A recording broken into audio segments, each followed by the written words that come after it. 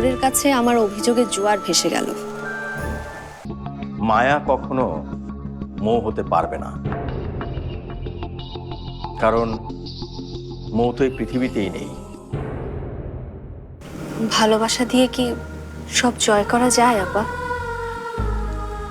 যায় না আবার। মা বলতেন ভালোবাসতে পারে বলেই তো মানুষ আর সবার চেয়ে আলাদা।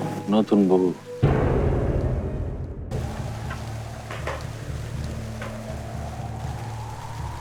বৃষ্টি শুরু হয়ে যাবে।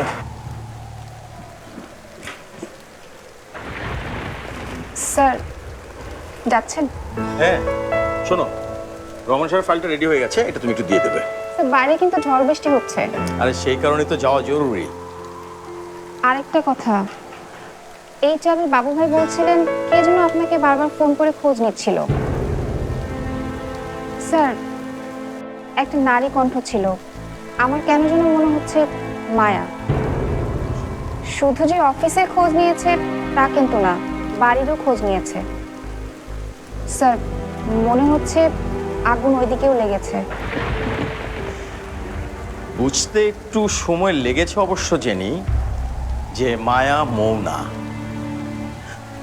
মৌ আসলে আর কখনোই আমার জীবনে ফিরে আসবে না, এটা আমি বুঝতে পেরেছি। তাই মায়ার কোনো গুরুত্ব আমার কাছে নেই। আসলে কি জানো, জীবনেও মায়ের গুরুত্ব আমার কাছে ছিল না।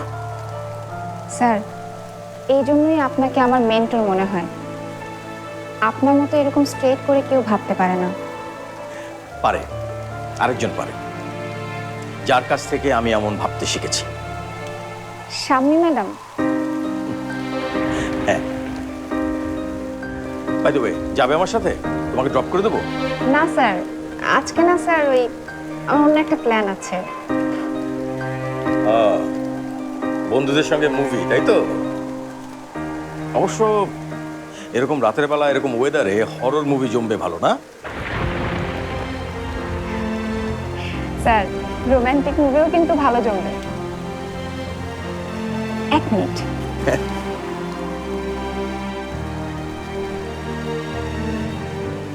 কি করছো? শাম্মী ম্যাডামকে দিলেন স্যার, বললাম না রাতটা রোমান্টিক।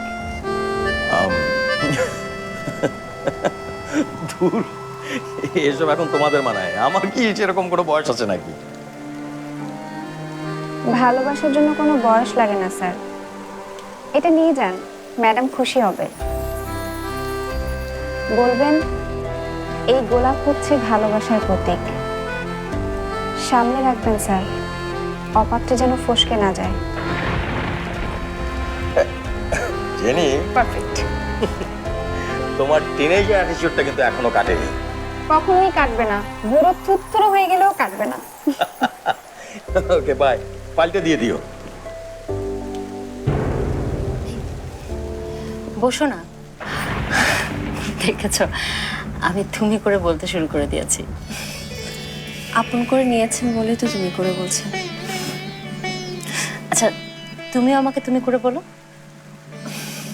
বসো।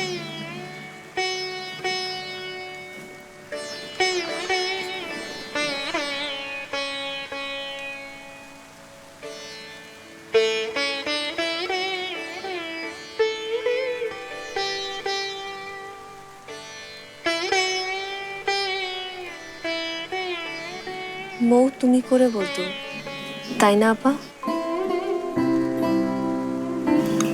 চিনি 1 চামচ।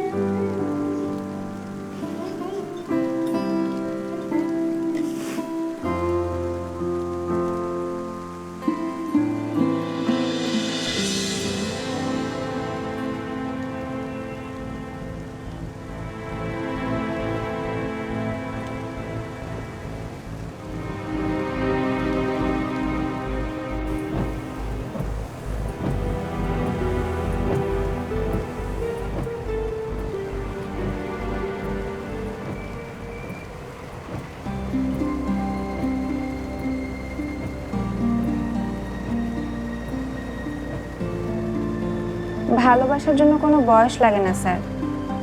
এটা নিয়ে যান, ম্যাডাম খুশি হবে।